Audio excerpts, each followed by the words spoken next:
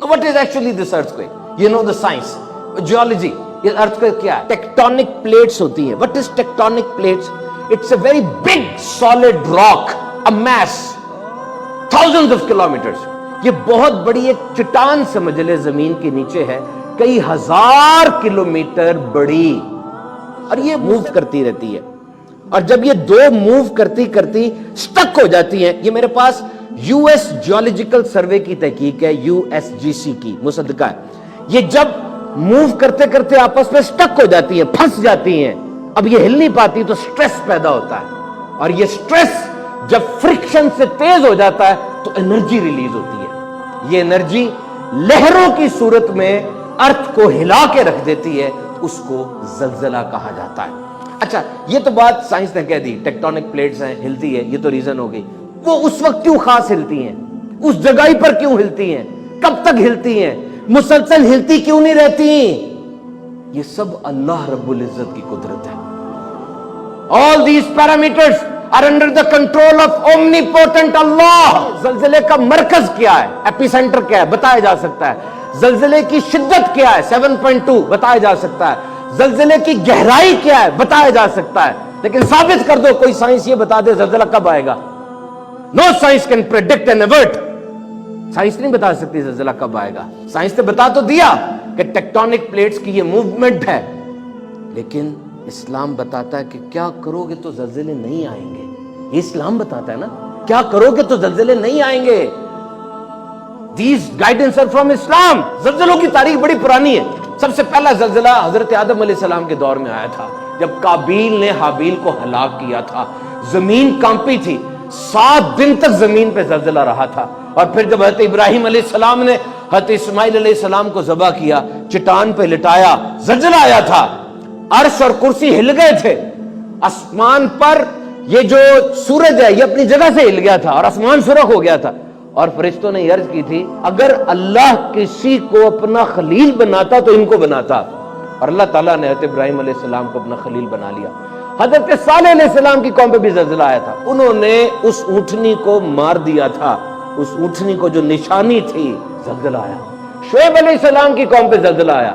ये नाप तोल में कमी करते थे, हक पूरा नहीं देते थे, जलजला आया इनके ऊपर. हक पूरा दो. असहाबे फील के ऊपर जो काबा गिराने के लिए आया था, उसमें भी जलजला आया था. और एक जलजला तब आया, उमर फारूक आजम के दौर में भी जलजला आया. जमीन कांपी, उमर फारूक आजम ने दुर्रा निकाल के जमीन को मारा और कहा, क्यों हिलती है, क्या उमर ने तेरे पे अदल नहीं किया? तो मेरे मोहतरम सामीन किराम, ये जलजला, बीबी आयशा सिद्दीका फरमाती हैं, जब जिना को हलाल समझा जाएगा, शराब पीने लगेंगे और गाने बाजे को मशगला बना लेंगे, अल्लाह की गैरत को जोश आएगा और जमीन को हुक्म होता है कि वो जलजला बर्पा करे.